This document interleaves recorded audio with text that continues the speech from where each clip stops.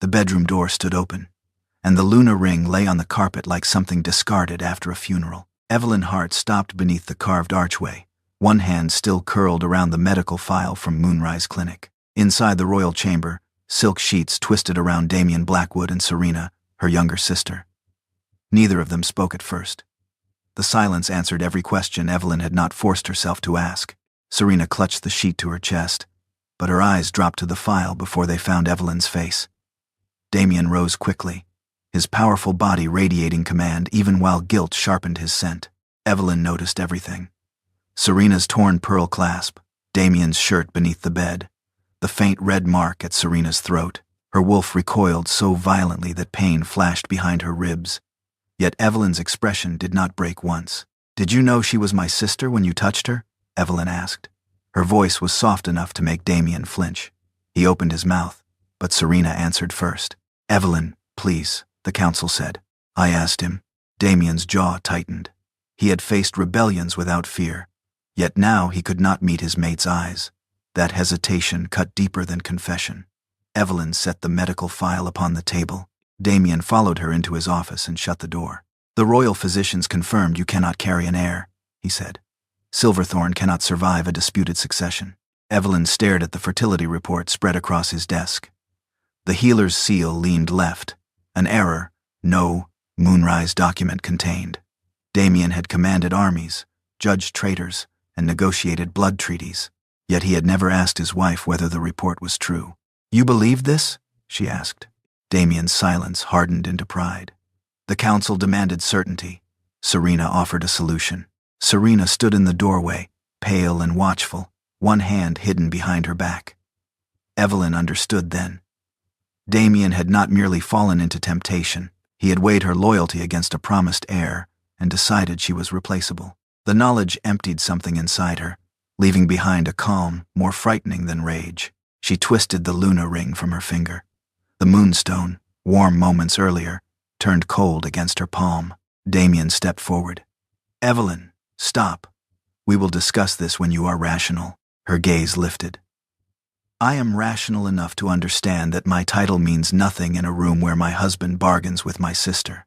She placed the ring on his forged report, covering the false seal with the crest. Damien's wolf surged. "You will remain here." The alpha command struck the room like thunder. Evelyn's mate mark burned, then split beneath her collarbone with a thin line of blood. Serena gasped, but Evelyn did not. She opened Damien's desk drawer, removed a sheet of blood-packed paper, and pressed her thumb against the silver blade kept beside it. "By ancient law," she said, "I sever what you chose to dishonor." The forest swallowed Evelyn before midnight. Snow gathered on her hair and cloak as the bond pulled backward, each step stretching agony through her chest. Behind the gates, alarms began to ring, but she never turned. She pressed one hand over her abdomen, unaware of how fiercely the unborn twins were fighting the shock. "You will not inherit this betrayal," she whispered, and crossed the boundary stone, ending Damien's command. In the royal chamber, Serena locked the door after Damien rushed to summon the guards.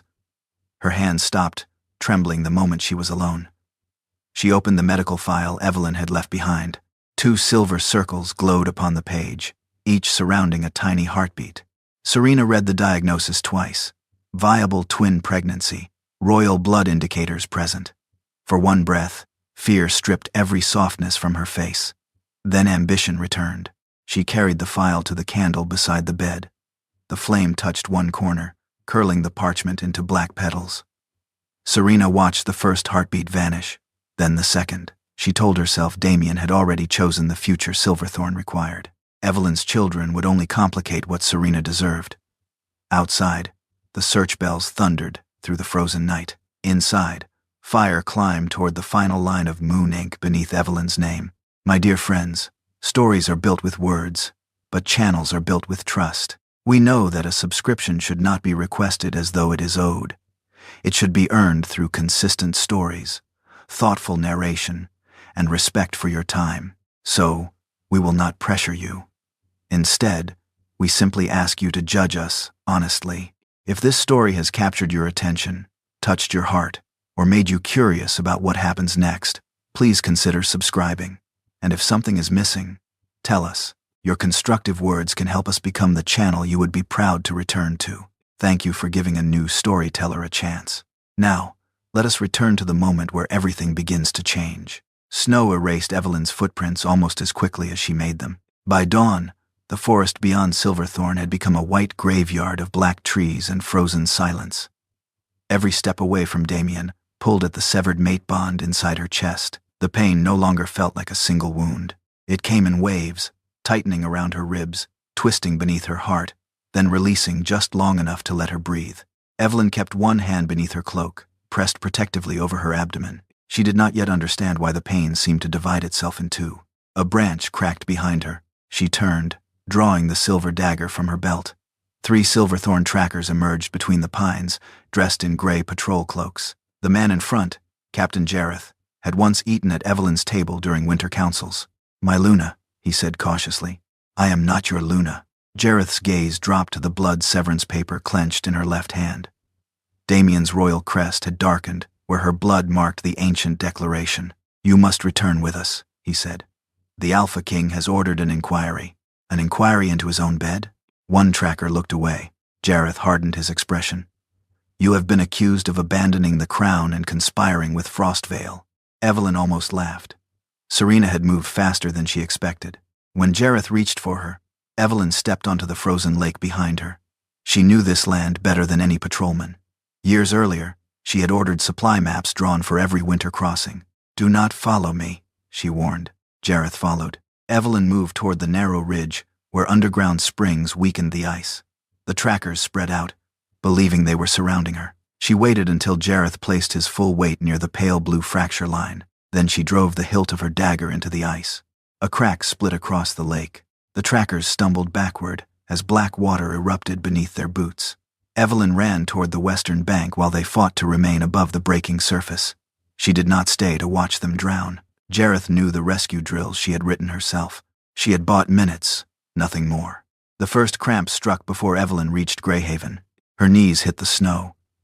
A warm wetness spread beneath her dress, and terror finally pierced the numbness, protecting her mind. "No," she whispered. She forced herself upright and staggered toward the neutral territory's stone markers. The moment she crossed between them, the remaining Alpha command snapped away.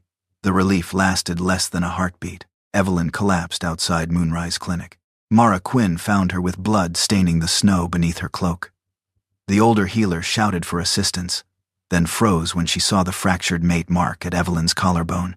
"Who severed this bond?" "I did." "While pregnant?" Evelyn's eyes opened sharply. Mara pressed a moon-glass instrument against her abdomen. 2 faint pulses flickered inside the crystal. "Twins," Mara said, "and both are in distress." For the first time since opening the bedroom door, Evelyn's control nearly failed. Her fingers closed around the severance paper. "Save them. I will try.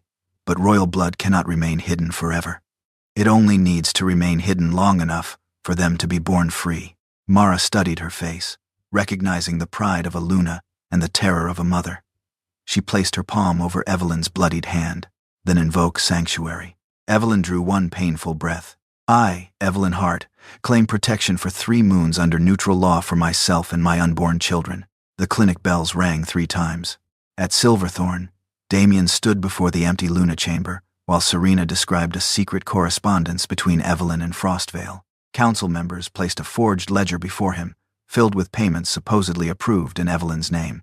Caleb Thorne examined one signature. "This curve is wrong," he said. Evelyn never crossed the final letter. Damien barely heard him.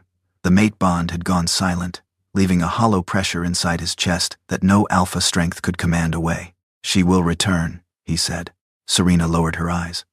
Unless she was never running alone. That evening, a raven arrived at Moonrise Clinic, carrying a black envelope sealed with the silver wolf of Frostvale. Mara broke the wax while Evelyn watched from the bed. Inside was a single sentence. "King Ronan Vale accepts responsibility for the woman carrying royal blood." King Ronan Vale arrived at Greyhaven before sunrise. He did not bring an army. He brought 1 black carriage, 6 Frostvale guards, and a woman with a scar across her mouth who introduced herself as Tamsin Reed, his chief of intelligence. Mara Quinn led them into the clinic's council room. Evelyn sat near the window with a blanket around her shoulders, her severance paper folded beside the black royal seal from Ronan's letter. She looked pale, but when the Frostvale King entered, she rose. Ronan was taller than Damien, though less polished. His dark coat carried snow along the shoulders, and an old knife scar crossed the back of his right hand. His presence filled the room without the crushing force of an alpha command. His gray eyes moved from Evelyn's fractured mate mark to the bloodless curve of her mouth. "You should be in bed," he said. "You should not have accepted responsibility for a woman you have never met." A faint line appeared between his brows. Tamsin almost smiled. Ronan placed a grain report on the table. 2 years ago, someone sent Frostvale a coded warning about poisoned winter wheat. 3 villages survived because of it. Evelyn recognized the document immediately. Ronan watched that recognition pass across her face. "The person who wrote this used the same substitution pattern hidden inside your sanctuary petition," he continued. "So, I will ask 3 questions." Evelyn remained standing. "How much grain can Frostvale lose before spring?" 17%, if the eastern storehouses are rationed first. "Which pass would Silverthorn use to invade?" The obvious answer is Wolf's Spine. The correct answer is the abandoned salt road beneath Ashen Ridge. "And why should I trust you?" Evelyn's fingers tightened around the blanket. "You should not," she said. "Not yet." For the first time, Ronan's expression softened. "Good answer." Tamsin did not share his approval. "She served beside Damien Blackwood for 7 years," she said. "She knows his troops, his codes, and our weakest borders. She may be exactly what she claims, or she may be the most expensive spy Silverthorn has ever sent." Evelyn met her stare. A spy would not arrive bleeding. A committed one might. Ronan placed 2 documents before Evelyn. The first offered 3 months of protected residence in Greyhaven under neutral supervision. The second granted entry into Frostvale as a temporary civil advisor under sanctuary oath.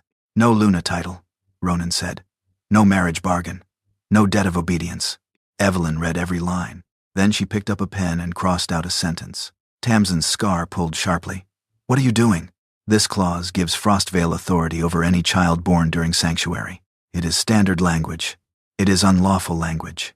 Ronan leaned over the document. Evelyn had rewritten the clause, so guardianship remained with the mother unless a neutral court proved direct harm. "You correct royal contracts while half-conscious?" he asked. "I correct dangerous contracts whenever I find them." His mouth shifted, not quite becoming a smile. Tamsin looked between them. "She could still be manipulating you. She just removed my legal access to 2 royal heirs," Ronan said. "If that is manipulation, it is unusually inconvenient." Evelyn signed the revised oath. Before Ronan added his name, she pushed the blood severance paper across the table. "Damien has not accepted this." Ronan read the dried signature and the mark where Alpha Command had split her mate bond. "Acceptance is irrelevant under neutral law," he said. "But it means he may try to call you back." "I know." "No," Ronan replied quietly. "You know what he was. You do not yet know what a frightened king may become." They left Greyhaven beneath a sky heavy with snow. Halfway through Ashen Mountain Pass, Silverthorn trackers appeared above the road. Their arrows struck the lead carriage, forcing the horses sideways. Tamsin drew her sword. Ronan shifted his weight, preparing to order a charge. "Do not fight them here," Evelyn said. Ronan looked at the cliffs. "They have the height, and the wrong map." She directed the convoy toward a narrow ravine hidden behind frozen cedar branches. It was an abandoned supply route Evelyn had marked years earlier, but never entered into Silverthorn's official records. The passage cut beneath the ridge and opened beyond the tracker's position. When they emerged on Frostvale soil, the guards stared at Evelyn differently. Ronan did too. She had not survived because a king rescued her. She had just saved his entire escort. At the border monument, Ronan pressed his royal seal into the frost-covered stone to activate the sanctuary ward. Evelyn's moonstone pendant slipped from beneath her cloak. The pendant flared silver. An unfamiliar crescent symbol appeared inside the black seal. Ronan's face lost all trace of amusement. He stepped closer, staring at the ancient mark. "That is not a Luna symbol, Evelyn. It is the seal of a royal bloodline that died 300 years ago." The storm reached Frostvale on the night Evelyn went into labor. Wind battered the fortress windows, while lightning split the mountain sky into white fractures. Evelyn had carried the twins for 34 weeks, surviving bond fever, blood loss, and the constant fear that Damien might discover them before they took their first breaths. Now she lay in the birthing chamber, gripping Mara Quinn's wrist as another contraction tore through her. "The first child is coming," Mara said. "But the second heartbeat is weakening." Outside the closed door, Ronan stood motionless beneath the torchlight. He had commanded battlefields without hesitation, yet every cry from inside the chamber tightened his hands into fists. Tamsin watched him from the wall. "She told you to stay out." "I heard her." Another cry came, followed by a baby's thin, furious wail. "A boy." Relief barely touched Ronan before Mara shouted for hot water. The second child was born moments later, silent and blue beneath the candlelight. Evelyn lifted her head from the pillows. "Why isn't she crying?" Mara rubbed the infant's back, then pressed 2 fingers beneath the tiny ribs. "Nothing." Ronan opened the door. Evelyn's eyes flashed. "I told you. She needs more hands," he said. He did not take control. He did not issue an alpha command. He knelt beside Mara and followed every instruction she gave him. He warmed the child between his palms while Evelyn, weak and shaking, whispered how to clear the newborn's lungs. "Again," Evelyn ordered. Ronan breathed gently into the infant's mouth. A fragile cough broke the silence. Then the little girl screamed. Evelyn's body sagged with relief as tears finally escaped her eyes. Ronan placed the child against her chest beside her brother, then stepped back before tenderness could become a claim. At sunrise, he brought 2 moonstone pendants into the chamber. Before Mara and the Frostvale witnesses, Ronan cut his palm and let his blood touch the stones. "I invoke the law of the second hearth," he said. "I will protect Rowan and Lyra Hart without erasing their blood, demanding their crown, or claiming ownership of their mother." Evelyn studied him for a long moment. Then she allowed the pendants to be placed around her children's necks. 5 winters passed. Rowan grew into a quiet boy who preferred maps to wooden swords. Lyra climbed furniture, questioned every healer, and once informed Ronan that his council chair was too dramatic for a sensible king. Ronan had not laughed during a council meeting in 12 years. He laughed then. He never asked the twins to call him father. Rowan chose the word after Ronan remained beside his bed through a 3-day fever. Lyra followed several months later after Ronan let her stitch a shallow wound in his arm, despite Mara's horrified objections. Evelyn built a life that did not depend upon his affection. Using Frostvale's neglected census records, she reorganized grain distribution, reopened 3 mountain storehouses, and created winter kitchens for widows and orphaned children. By the twins' 5th birthday, the woman who had entered Frostvale as a bleeding exile had become chief civil strategist. Ronan loved her. He knew it when she challenged him in council, when she corrected military budgets in the margins, and when she fell asleep at the library table with Lyra curled against her side. But he never used protection as a price. Evelyn's heart softened toward him slowly, painfully. Each act of kindness reminded her how easily Damien could have chosen differently. The Frostvale Council tested her loyalty during the first winter shortage. Elder Corvin slammed a ledger onto the stone table. "A Silverthorn woman should not control our grain." Evelyn opened the book without reacting. "You are correct," she said. "No outsider should control it." Corvin smiled too soon. "That is why every shipment should be audited." She turned the ledger toward the council. 3 delivery seals had been duplicated. 40 wagons of grain had supposedly reached northern villages that had received nothing. The payment authorization carried Corvin's mark. His smile disappeared. "You forged this." Evelyn placed the original warehouse records beside the ledger. "Then your own quartermasters forged it with remarkable consistency." Several council members shifted away from Corvin. Ronan remained silent. He did not defend Evelyn or crush the room with royal authority. He simply ordered the evidence examined. By sunset, Corvin had confessed. Later, in the empty hall, Rowan climbed onto Ronan's vacant council chair while Lyra chased him around the table. "Come down," Evelyn warned. Rowan touched the black crown resting beside the royal seal. Silver light flashed across the chamber. A black and silver mark spread around his wrist, the unmistakable crest of the Blackwood bloodline. Ronan stared at the child he had raised. For the first time in 5 years, he understood that Damien's lost heirs could no longer remain hidden. 5 years after Evelyn disappeared, Silverthorn began to starve. The shortage did not arrive like an invasion. It crept in quietly, 1 delayed wagon, 1 empty healer's cabinet, 1 village requesting emergency grain. By the time the first northern pack refused its winter tax, the damage had spread through the kingdom like rot beneath polished wood. Damien stood at the head of the council table, staring at 3 open pack ledgers. "These numbers cannot be correct." No one answered. The grain reserves Evelyn had once maintained were nearly empty, 2 trading packs had withdrawn from the alliance. The network of village healers she had organized had collapsed after months without payment. Elder Gideon Voss folded his hands over his stomach. The former Luna left the system deliberately dependent upon her. Damien's wolf stirred with anger, but the accusation felt wrong. Evelyn had never built anything to fail without her. She had written instructions for every process, trained replacements, and left emergency routes marked in red ink. Damien remembered mocking the thickness of her winter manuals. Now no one in the room understood them. Serena sat in the Luna's chair beside him, wearing the ancestral ring. The black-silver band looked too heavy on her hand. Its moonstone remained dull, as cold as it had been during every ceremony for 5 years. Damien's gaze settled on it. "Why has the ring never recognized you?" Serena covered it with her other hand. "Ancient relics are unpredictable." It recognized Evelyn. A sharp silence entered the chamber. Serena forced a wounded smile, perhaps because she wore it longer. Damien looked at the ledgers again, but the neat columns blurred. For years he had told himself Evelyn had abandoned her duty. Yet every page before him proved she had been the duty holding Silverthorn together, and he had replaced her with a promise that had produced neither an heir nor a functioning kingdom. That evening, Damien entered the Royal Medical Archive without announcing himself. Serena found him opening sealed fertility records. "What are you doing?" Finding certainty. Color drained from her face before she concealed it.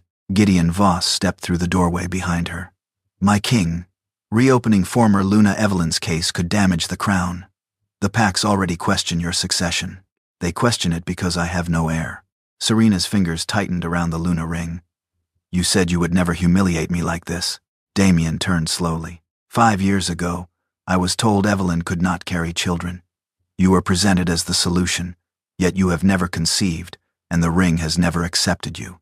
I lost our first child. There had been no body, no burial, only a physician's statement and Serena's tears. "Then I want the original records," Damien said. Gideon's voice hardened. "The kingdom needs unity, not an investigation into old grief." For the first time, Damien heard the warning beneath the advice.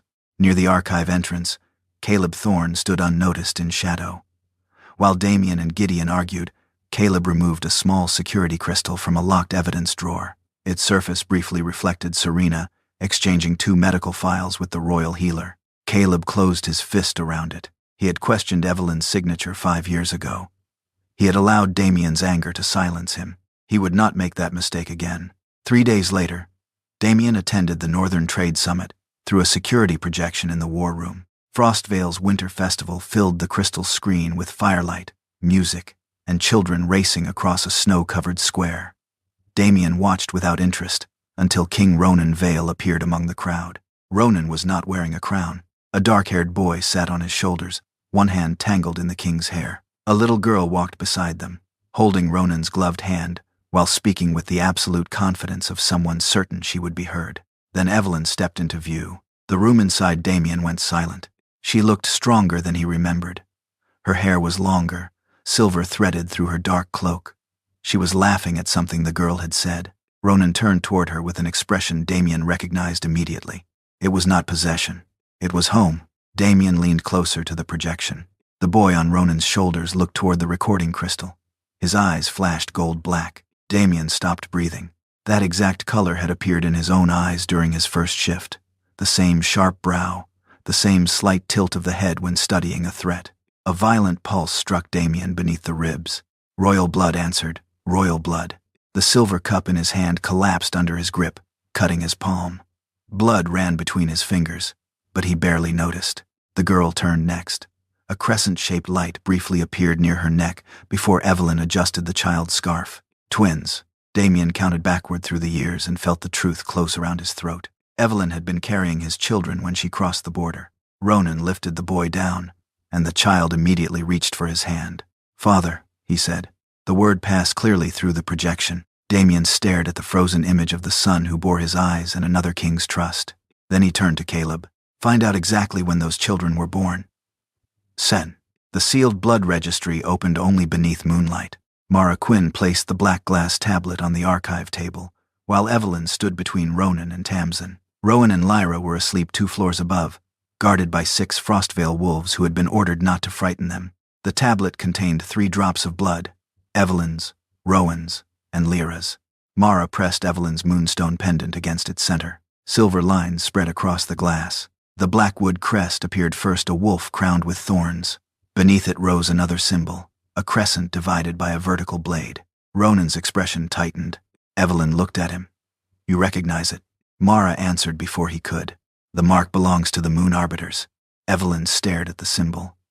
The Moon Arbiters had disappeared 3 centuries earlier after judging the last king who tried to enslave smaller packs through blood oaths. History claimed their line had ended. Mara turned the tablet toward her. "It did not end. It passed through your mother." 2 smaller crescents glowed beneath the first, one belonging to each child. "Rowan and Lyra carry Blackwood royal blood through Damien," Mara continued. "Through you, they carry the authority to invoke sovereign trial." Evelyn's mouth went dry. "They are 5. The law does not require them to deliver judgment," Mara said. "Their blood allows the trial to exist. An adult Moon Arbiter heir may represent them." Every eye settled on Evelyn. For 5 years, she had hidden her children from a throne. Now she had learned they possessed the power to bring that throne down. Ronan waited until Mara and Tamsin left before speaking. "I suspected your bloodline the day your pendant reacted to my seal." Evelyn turned slowly. "You suspected?" "The symbol was incomplete. I needed proof." "And you decided I did not?" His silence became the wrong answer. Anger moved through Evelyn with terrible clarity. Damien had believed false evidence without asking her. Ronan had found dangerous evidence and hidden it from her. Different intentions did not erase the familiar theft of choice. "You knew my children might be connected to an ancient royal court, and you said nothing. I knew that if Frostvale's elders discovered it, they might use you against Silverthorn. So you protected me by deciding what I was allowed to know." Ronan absorbed the accusation without retreating. "Yes." The admission struck harder than an excuse. He removed a key from his neck and placed it on the table. Then he added the sealed registry, every intelligence report concerning Silverthorn, and the parchment containing his second hearth oath. "This opens the restricted archive," he said. "The registry belongs to you. You may dissolve my oath before witnesses tonight." Evelyn looked at the parchment. "If I dissolve it, you lose legal protection over Rowan and Lyra." "Yes. And if Damien comes? I will protect them, because they are children under my roof, not because a law says they belong to me." His voice remained controlled, but fear moved beneath it. Ronan had faced wars without showing weakness. The possibility of losing his place in the twins' lives terrified him. He still did not reach for Evelyn. That mattered. She opened the intelligence reports. Every page showed the same thing. Ronan had preserved the children's true bloodline while sealing it from both kingdoms. He had never listed himself as their biological father. He had never altered their birth names. Evelyn's anger remained, but it changed shape. "You should have told me." "I should have." There was no defense, only responsibility. Before Evelyn could answer, the archive doors opened. Tamsin entered carrying a silver tube marked with the Blackwood royal seal. "Silverthorn's messenger crossed the border under neutral protection," she said. "Damien has filed a paternity claim." The summons named Rowan and Lyra as possible heirs to the Silverthorn throne. Damien requested a formal blood hearing before the Crown Council. He also demanded recognition of his right to meet the children. Ronan read the document once and passed it to Evelyn. "He is not asking for custody yet." "Because he does not need to," she replied. The final clause invoked succession law. If the twins were registered as Blackwood heirs, the council could place them under royal guardianship until adulthood. Evelyn imagined Rowan being trained as a weapon and Lyra being educated as a future bargaining piece. Her wolf rose beneath her skin. "We refuse," Ronan said. Evelyn shook her head. "Then they accuse Frostvale of hiding royal heirs. Gideon gets the war he wants. You are not returning to Silverthorn alone." "I am not returning as the woman who ran."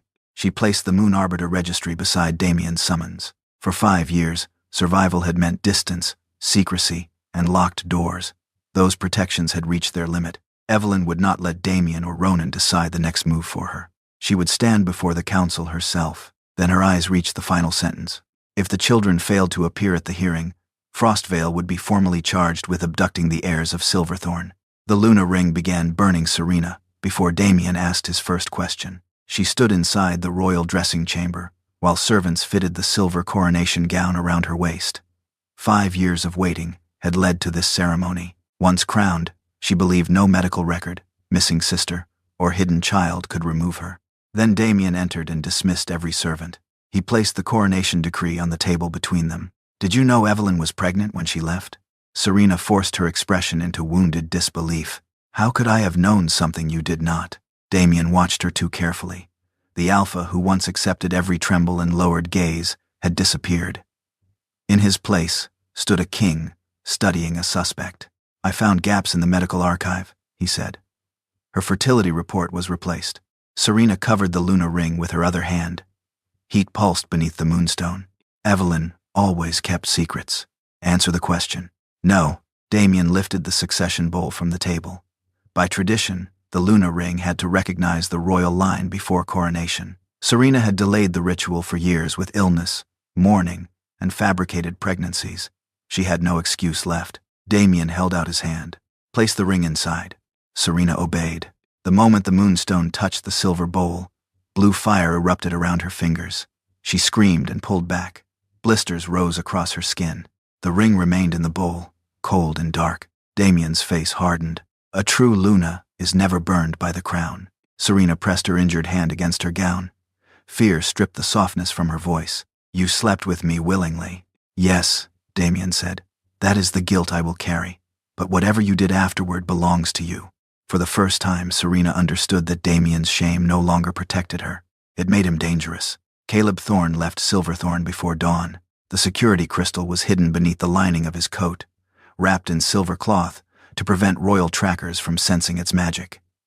He had watched its contents 3 times. Each viewing made his failure harder to bear. The crystal showed Serena entering the medical archive with Gideon Voss. It showed the royal healer receiving a pouch of silver. It showed Serena exchanging Evelyn's authentic fertility report for the false one Damien had read. The final image was worse. Serena stood alone in the royal bedroom on the night Evelyn disappeared, holding a moonrise medical file. 2 silver heartbeats glowed clearly upon the page. She had known. Caleb crossed the eastern border using an abandoned patrol route Evelyn had designed years earlier. Silverthorn guards found him before sunset, but several still remembered the former Luna who had secured food for their families. They looked the other way. At Frostvale's outer gate, Tamsin Reed met Caleb with 12 armed wolves. Remove your weapons. He dropped his sword and dagger into the snow. I need to speak with Evelyn. You need a trial. I expect one. Tamsin searched his coat and found the crystal. Caleb did not resist when Frostvale chains closed around his wrists. Tell her, he said. I brought the truth 5 years too late. That same evening, Rowan and Lyra were moved into Frostvale's protected nursery wing. Evelyn had refused Ronan's request for soldiers inside the room. They are children, she said. I will not make them sleep inside a prison. Ronan disagreed, but he respected her decision. 2 guards remained outside, while Tamsin positioned patrols along the courtyard.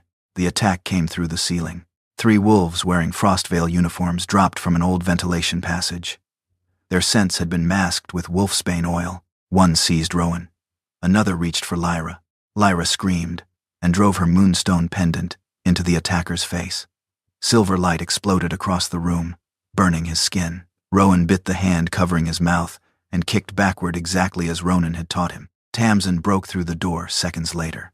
Her blade struck the first rogue across the shoulder. The second shifted, but Evelyn entered behind her and buried a chair leg into his knee before he completed the transformation. The third attacker escaped through the window. Rowan ran to Ronan when he arrived. Lyra went directly to Evelyn, trembling but refusing to cry. On the nursery floor lay a silver dagger engraved with Frostvale markings. Tamsin examined it and shook her head. The crest is false. She turned the blade over. Beneath the handle was the smaller mark of Silverthorn's royal armory. Evelyn looked at her children and understood that secrecy could no longer protect them. From that night forward, Rowan and Lyra helped design their own emergency routes, signals, and safe rooms. They would be protected, but they would not be kept ignorant. Before midnight, Tamsin brought Caleb into the council chamber. His wrists remained chained. He placed the security crystal before Evelyn and lowered his head. Your sister knew about the twins before Damien did. Silverthorn's gates opened at noon. 5 years earlier, Evelyn had crossed them alone in a thin cloak, bleeding from a shattered mate bond. Now she returned beneath the banners of Frostvale, wearing no Luna crown and carrying no weapon. 7 royal seals rested inside the black case beneath her arm. King Ronan Vale walked beside her, but he did not offer his hand or step ahead to announce her. This was Evelyn's return. He would not turn it into his conquest. The great hall fell silent when she entered. Damien stood beneath the blackwood throne. His face remained controlled until Rowan and Lyra appeared behind Tamsin. Then the Alpha King's composure fractured.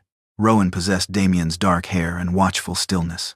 Lyra carried the same gold-black eyes, though hers held none of his recognition. The blood bond moved through Damien with enough force to stop his breath. "My children," he whispered. Rowan immediately moved closer to Ronan. Lyra looked up at Evelyn. "Is that him?" "Yes," Evelyn answered. She neither softened the truth nor sharpened it into a weapon. Damien descended one step from the throne. Ronan's aura rose, but Evelyn lifted 2 fingers. He stopped. Damien noticed. Another king possessed enough power to challenge him in his own hall, yet still respected Evelyn's smallest boundary. The comparison struck more deeply than any insult. Serena watched from beside the Luna's chair, her burned hand hidden beneath a silver glove. She had spent 5 years preparing to replace Evelyn. Yet when the former Luna walked into the hall, every wolf turned toward her, as though the true center of Silverthorn had finally returned. Damien requested a private meeting before the hearing. Evelyn agreed, but she pressed the Moon Arbiter's seal against the chamber door before entering. Silver light traveled through the wood, recording every word spoken inside. Damien noticed the mark. "You think I would lie about this conversation? I think trust without evidence is a mistake I have already made once." He accepted the blow. For several seconds, he simply looked at her. Time had changed Evelyn. The woman before him did not carry her strength like armor anymore. It had become part of her bones. "I searched for you," he said. "You searched after the bond went silent, not after you chose my sister." His jaw tightened. "I know what I did." "Do you?" Damien stepped closer, stopping before she could tell him to. "They are my children, Evelyn. They carry your blood. They are Blackwood heirs. They are Rowan and Lyra before they are heirs to anything." Pain crossed his face. "I should have known. You should have asked whether the medical report was true. You should have trusted the woman who had stood beside you for 7 years. You should not need children to understand that betraying me was wrong." Damien lowered his gaze. "I want an opportunity to know them." Evelyn remembered Ronan beside Rowan's sickbed, changing wet cloths until dawn. She remembered him letting Lyra sew his arm, because the child wanted to feel useful. Damien had contributed blood. Ronan had contributed 5 years. "That opportunity is not mine to give," she said. "When they are old enough, they will decide. I am their father. Then begin acting like one by respecting their right to feel safe." Damien's wolf fought against the answer. The king in him wanted to command, claim, and restore what had been lost. But Evelyn was no longer bound to obey him. She opened the door and left him standing alone. The great hall was filled before sunset. 7 sovereign representatives occupied the upper gallery. Frostvale's black seal rested beside the emblems of Greyhaven, Ironcrest, Northmoor, Red Hollow, White River, and Ashen Ridge. Evelyn placed all 7 upon the judgment table. Serena entered, wearing her unfinished coronation gown. "This is an invasion disguised as justice," she declared. Evelyn abandoned Silverthorn and allowed Ronan Vale to steal its heirs. Murmurs spread through the hall. Evelyn opened the black case. Inside lay the security crystal, the original medical record, the Moon Arbiter registry, and the blood severance paper. "No one stole my children," she said. "They were protected from those who concealed their existence." Serena lifted her chin. "You returned because you want the throne. I returned because you threatened my family." At a signal from the chief arbiter, a guard carried the ancestral Luna ring into the hall. It rested on a silver tray, its moonstone lifeless. Serena's breathing changed. The ring had rejected her during every private ritual, but never before the entire kingdom. As the guard passed Evelyn, the moonstone flickered. The ring rose from the tray. Gasps erupted as it crossed the judgment table and landed before Evelyn, glowing with a fierce blue light. She touched it with one finger. A pulse echoed through the great hall. Then another answered. 2 tiny heartbeats, preserved within the moonstone for 5 years, filled the chamber where Damien had once declared Evelyn barren. Serena staggered backward. Damien closed his eyes as the truth became impossible to deny. And before the final heartbeat faded, the Luna ring projected Serena's hand, burning Evelyn's pregnancy record into the air above the throne. The image above the throne vanished, leaving Serena's burned pregnancy record reflected in every horrified face. Chief Arbiter Helena Ward raised the Crown Law scroll. No one leaves this hall until the sovereign trial is complete. The doors locked. Mara Quinn stepped forward first. She placed Evelyn's original medical file beside the Luna ring and opened it beneath the 7 royal seals. Moon ink rose from the parchment, forming the date Evelyn had visited Moonrise Clinic. 2 silver heartbeats appeared. Evelyn Hart was carrying viable royal twins before she left Silverthorn, Mara said. Her official infertility diagnosis was false. Gideon Voss stood sharply. A neutral healer cannot accuse the Crown Council without proof. Caleb Thorne moved into the center of the hall. He placed the security crystal on the judgment table. The first image showed Serena entering the medical archive with Evelyn's authentic report. The second showed Gideon handing the royal healer a pouch of silver. The third showed Serena replacing Evelyn's file with a forged document. The final recording revealed Serena alone in Damien's chamber, watching Evelyn's pregnancy report burn. Serena's face collapsed. "She would have taken everything from me," she whispered. "Evelyn was always chosen first. You took her husband, her title, and nearly her children," Evelyn said. "Do not call greed survival." The royal healer was dragged before the court. Under Moon Arbiter oath, he confessed that Serena had never carried Damien's child. Her pregnancy symptoms had been created with herbs, while Gideon used the false heir to delay scrutiny of the treasury. Evelyn opened the pack ledger. 43,000 silver crowns disappeared from civilian relief funds during Serena's false pregnancy. She turned the page toward the sovereign representatives. Every payment carried Gideon's seal. The council elder looked toward Damien. "My king, this woman is destroying Silverthorn." Damien's voice was cold. "No, she is showing us what we allowed it to become." When Damien entered the witness circle, the entire hall seemed to hold its breath. He could blame Gideon. He could claim Serena had seduced him, that the council had deceived him, or that his duty to produce an heir had left him no choice. Evelyn expected him to try. Damien placed one hand upon the Crown Law scroll. "I was deceived about Evelyn's fertility," he said. "But no false report forced me into Serena's bed." Serena stared at him. Damien continued. "I chose secrecy over honesty. I chose the council's approval over my mate's dignity. When Evelyn tried to leave, I used an alpha command against her. I felt her bond fracture, and I still allowed pride to tell me she would return." His voice roughened, but he did not look away from the court. "I did not lose my family because Ronan Vale stole them.